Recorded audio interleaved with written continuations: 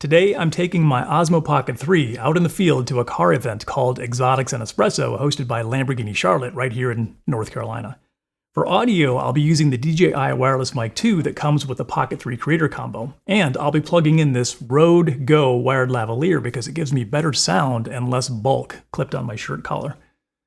While car shows aren't my focus as a creator, they are something I enjoy on occasion, so today's event is a perfect opportunity to learn more about how the Osmo Pocket 3 performs in certain conditions.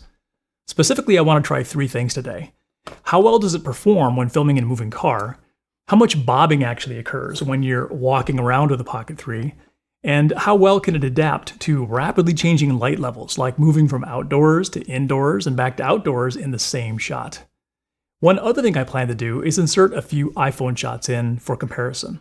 Why? I often see comments in Osmo Pocket 3 YouTube videos where people say, I don't need a Pocket 3 because I can shoot videos on my phone that are just as good. So we'll see with our own eyes today how true that might be. I'll include a couple of side-by-side comparison videos of the same content shot with my iPhone. What's most important about today's testing is that I plan to add an ND filter onto the Osmo Pocket 3 lens so my outdoor shots won't be overexposed when using a shutter speed of a 60th of a second. Since an ND filter is like sunglasses on your camera, the obvious best practice would be to remove it when you shoot indoors. However, today I want to see whether using the Pocket 3's auto ISO setting will allow me to move from outdoors to indoors in the same shot without stopping the camera to remove the ND filter. If that works, it would give us the same ease of use we get when shooting videos from an iPhone, plus the higher quality, more natural looking videos an Osmo Pocket 3 can produce when using a 60th of a second shutter speed. I'm not going to do any post-production trickery when editing this video, no color correction, no color grading, no fancy filters. Everything you see today is going to be straight out of the camera, just like any new creator could achieve. This is all in service of my ultimate quest in helping new creators choose the right equipment for their needs and teaching them the best camera settings to most easily capture their desired video content. So give me a follow if that sounds like something you need. If you're as curious as I am about today's tests, let's go have some fun.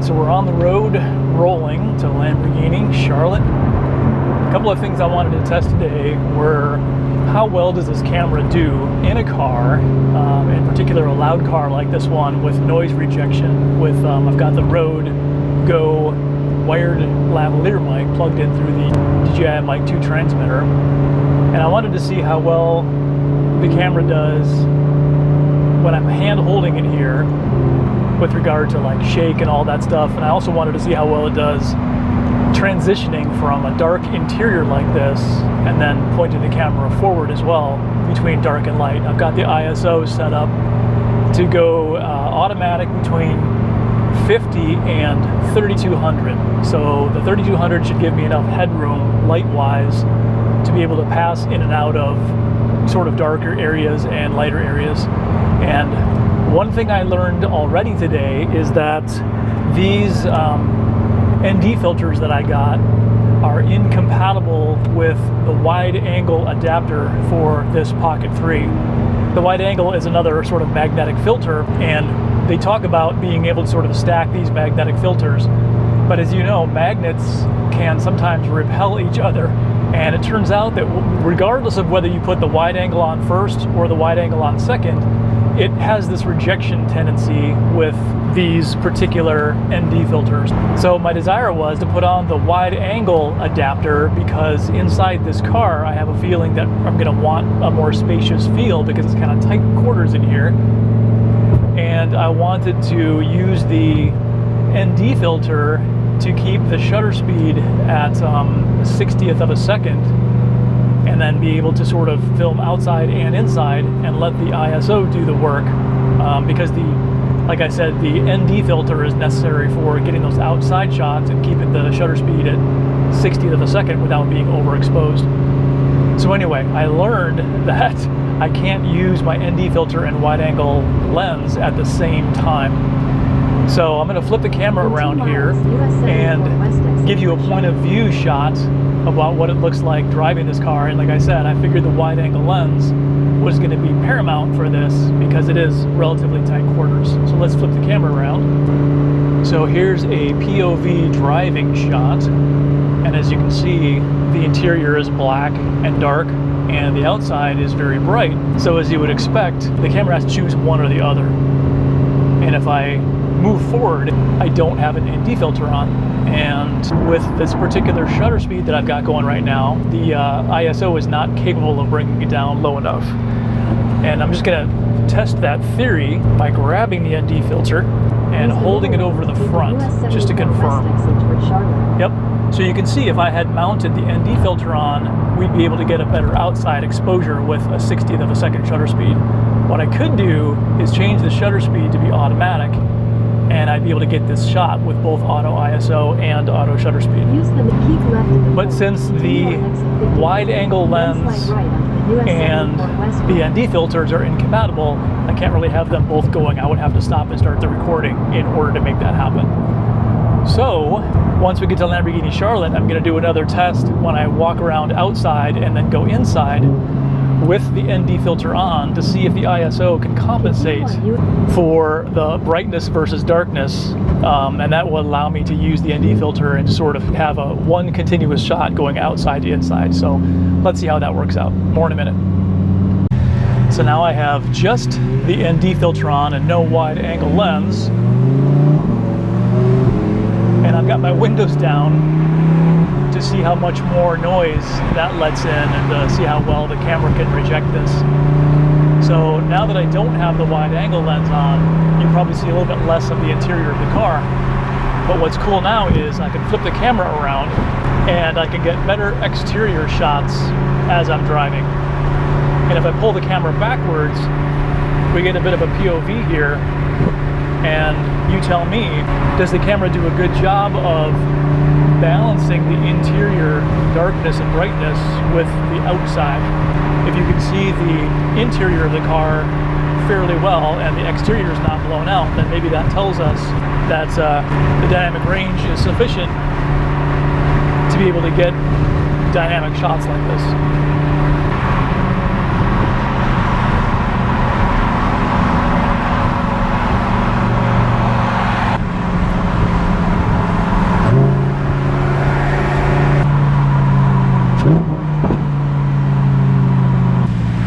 There is a zoom feature that allows you to sort of do a digital zoom forward and backwards, so you can maybe come up a little bit closer on the stuff in front of you and kind of crop out this dashboard view right here, but maybe the dashboard actually adds to the shot.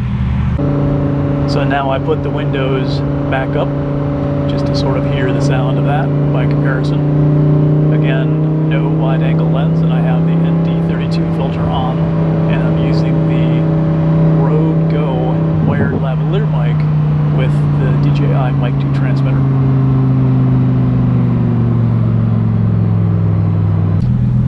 Alright, rolling into Lamborghini Charlotte right now. They do such a great job with this event, and I love coming out, and it's always entertaining seeing everybody come out to enjoy the passion of the exotic cars, and it reminds me why I got into the creator economy in the first place, because it opens up more options, more freedom, you know, the ability to pursue the things you really enjoy. And it reminds me, it takes me back to when I was sort of on the outside looking in like this as well, and aspiring to do greater things in my life. And it's just great to see people out appreciating the cars, and hopefully it sparks joy and encourages and inspires people to potentially become entrepreneurs themselves, get into the creator economy and make something fun happen.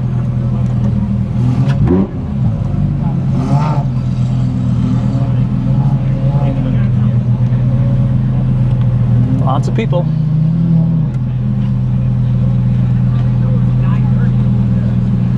This event has gotten bigger and bigger and bigger. Pretty awesome.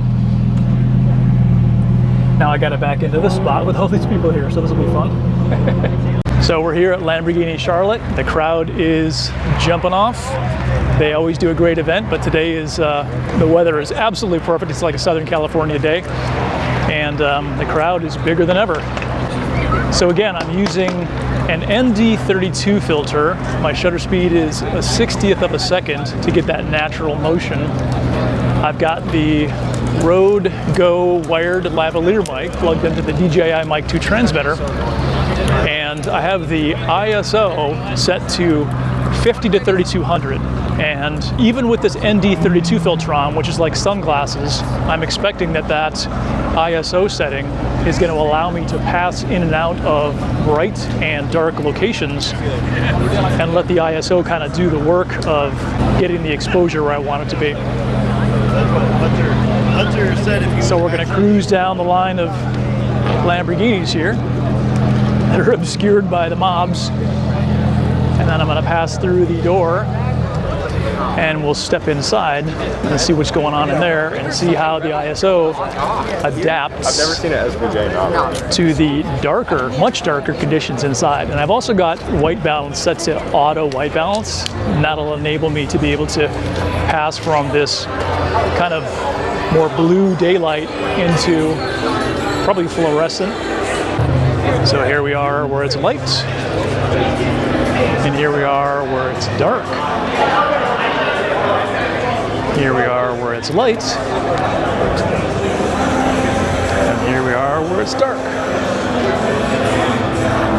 What do you think?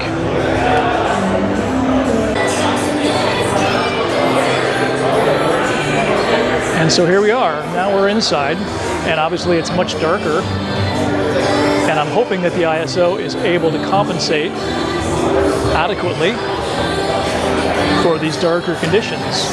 That allows me to leave the ND filter on and shoot stuff inside, and then move outside if I need to, or even pan around if there's a window like this. Doesn't cause too many overexposure problems.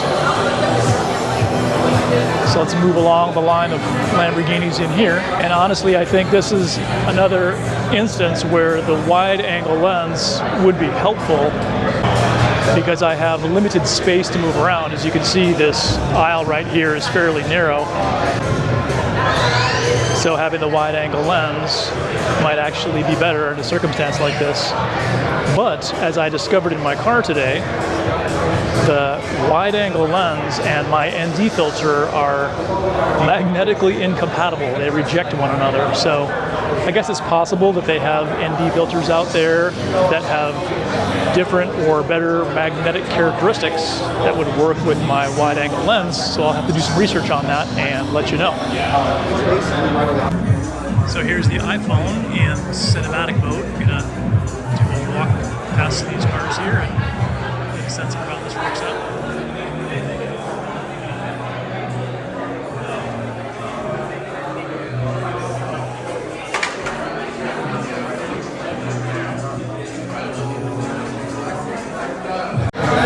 So again, here we are inside Lamborghini Charlotte with their fantastic events. Somewhere around here, they're going to have coffee and donuts, which is always awesome. There we go. We found the coffee and donuts.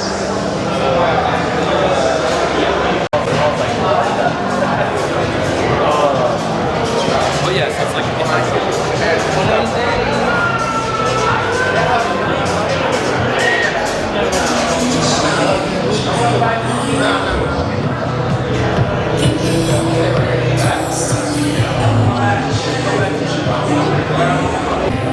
Okay, so now let's see how well we do passing from dark back into light.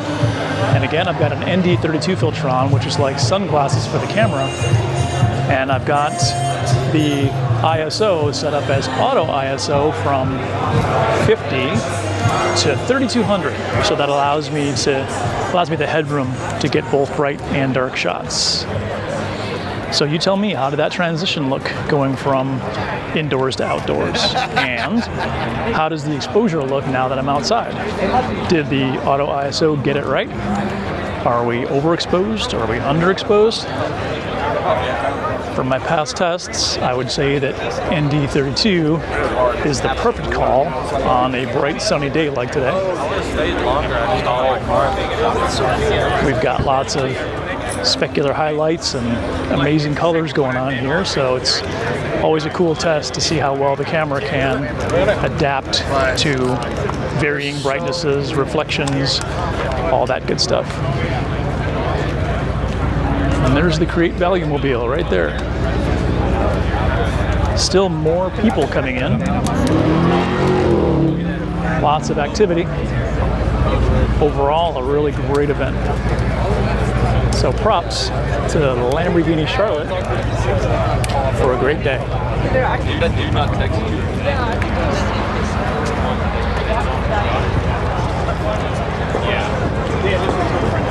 Hey Scott, I'm Dan. Nice to meet you. Nice to meet you. I met Tom through his son. Great.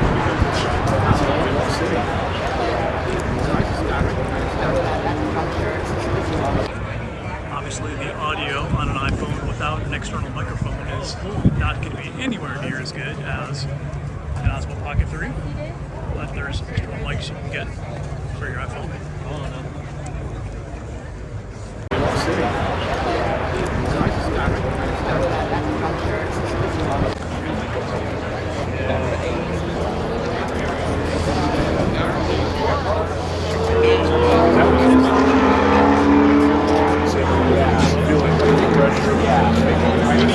Anyway, so yeah. But yeah, I think we had 4 or 5.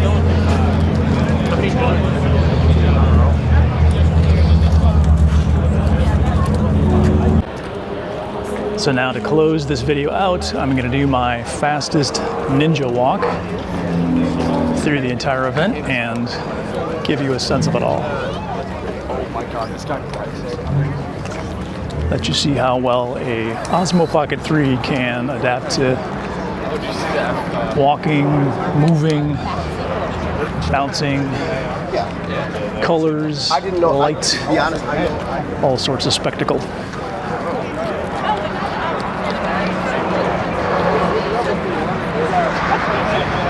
And of course, I'm being reasonably judicious with my arm not jiggling around.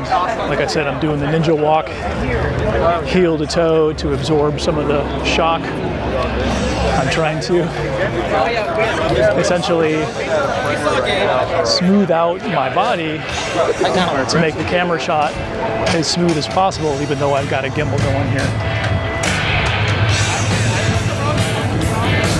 Some of the complaints about the Osmo Pocket 3 are that it doesn't have 3-axis stabilization, so you wind up with kind of a bobbing effect if you don't walk in a steady manner. So I'm doing that heel-toe ninja walk to compensate for that, and I'm hoping that maybe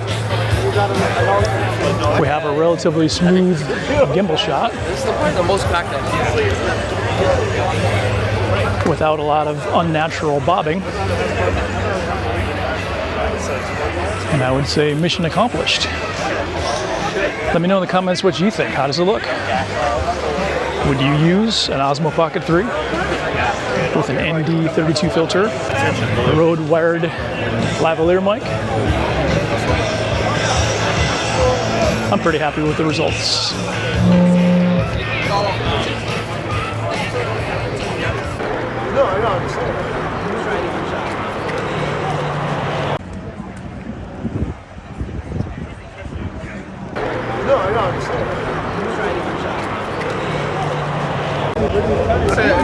This is the car of the day.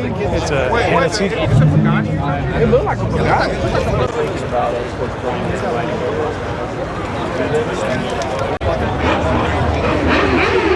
That's not something you see every day. This is their first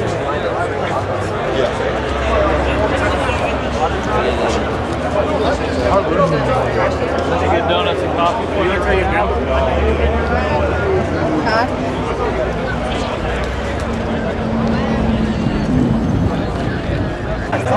It's always funny, even when you set up what you think is a clear walking shot to get all the cars, inevitably a crowd swoops in front of you, and you have to dodge people as you're passing through the line. So it's always entertaining trying to get a clean shot of all the cars. And like this would be the best.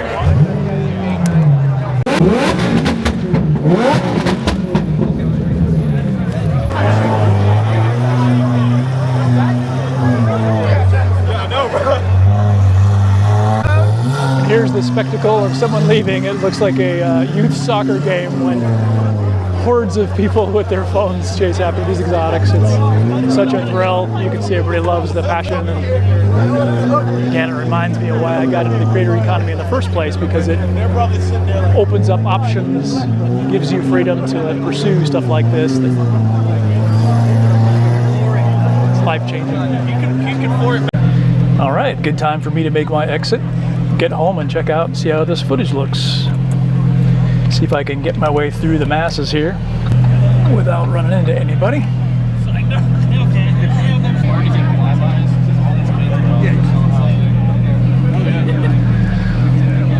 Parting of the seas.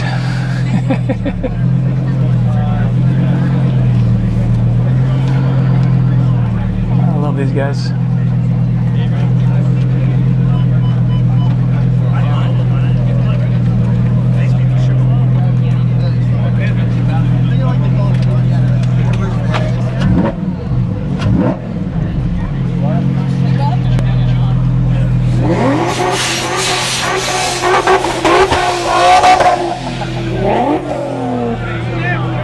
Some kind of joker.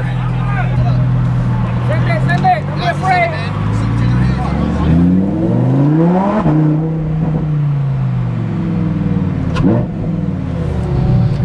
People line up for miles to check out the cars. I love it. Windows down.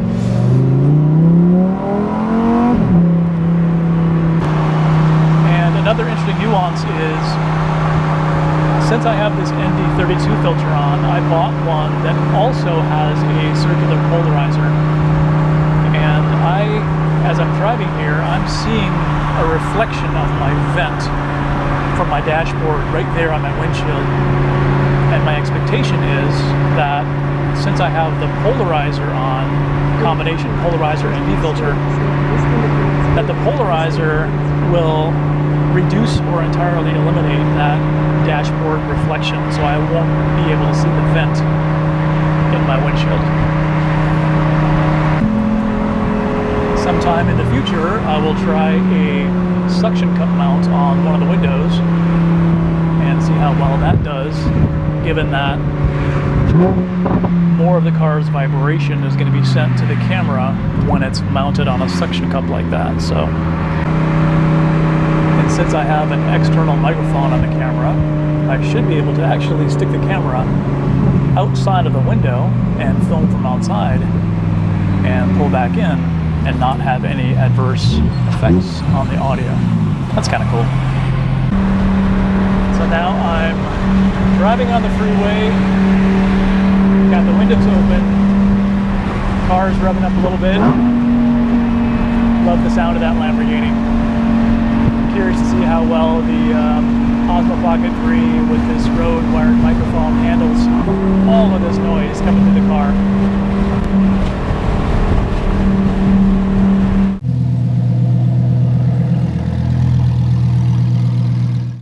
I hope you enjoyed that as much as I did. Drop me a comment below and let me know your thoughts either way.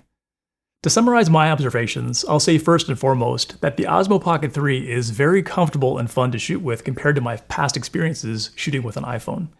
You simply need to make sure that you have the right settings on the Pocket 3, and then it's a simple matter of just remembering to turn on both the camera and the mic transmitter whenever you're ready to record.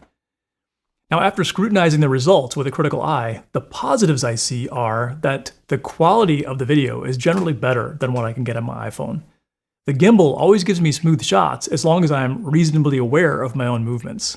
And the camera's dynamic range is actually better than I expected. It did a great job rendering the details of the darker interior of my car without overexposing the brighter outdoor elements in the same shot. A few negatives that I observed were that the magnets of the Creator Combo's wide-angle adapter and my Freewell ND filters were definitely incompatible. That's not a huge deal breaker, however, because the wide-angle adapter doesn't make that big a difference, and I can simply move the camera back a little more when I want to get a wider shot with an ND filter. I did notice that the autofocus was hunting and breathing a bit more than I liked when I was shooting inside my car. And I think the camera is designed to focus mostly on whatever is closest to it, especially when that element is aligned with the rule of thirds grid lines. That made the camera switch focus back and forth between my steering wheel and the dashboard more than I would have liked.